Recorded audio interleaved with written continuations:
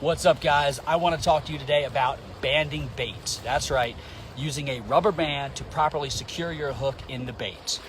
Before we get into it, I want to explain exactly what it is and, just as importantly, what it isn't. It is not used to keep the bait on the hook. Rubber bands are used to keep the hook properly secured in the bait. Let me explain. You should already be putting the hook in the bait correctly. What I mean by that is you're not burying it nice and deep. You're not also putting it too shallow. You're putting the hook the right way, the right depth, the right location in the bait. The rubber band is then used to secure it in place. Why do we need to secure it in place? Well, you're casting it out. In this case, I'm casting it out. I'm trying to get it out past the rollers. So with that amount of force that I'm throwing it going into moving water, it's possible the hook could roll down, could go back into itself.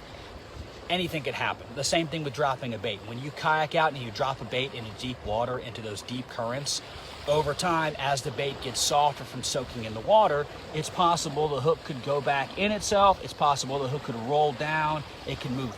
You want to keep that hook positioned exactly where you put it, because where you put it is for, the most desirable location when it goes in a shark's mouth is going to get a good hookup, right? And you don't want it moving out of that location. So we rubber band the baits to keep the hook in place, not to keep the bait on the hook.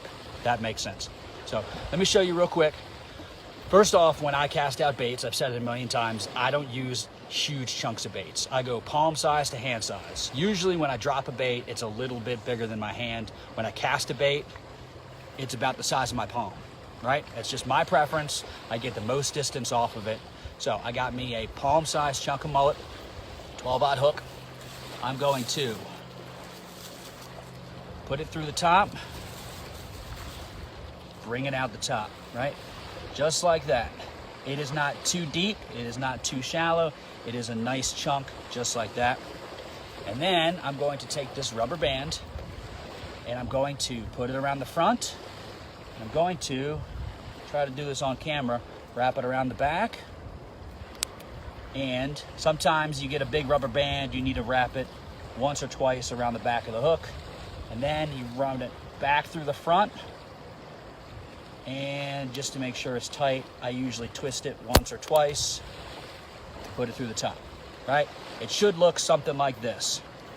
So I'm gonna get a good angle on it. Again, what that's doing is not holding the bait on the hook. What that is doing is holding the hook in place so that the hook doesn't want to turn left or right, doesn't want to back up left or right, forward or backwards, anything like that. It keeps the hook in place so that when a shark picks it up, that hook is not moving.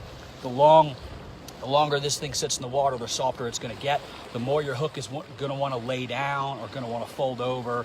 If something else decides to come over and start munching on it and take a chunk off, it's not going to move the location of the hook too much. This is how I like to cast baits out. This is the right size. It's how I like the hook presented.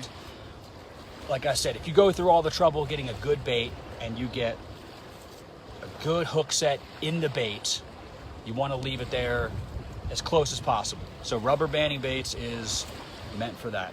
I recommend you trying it out. Do it on casting baits, do it on drop baits, do it pretty much however I send a bait out. I'm going to rubber band it just to make sure, right? It's just an extra step to make sure it's there properly.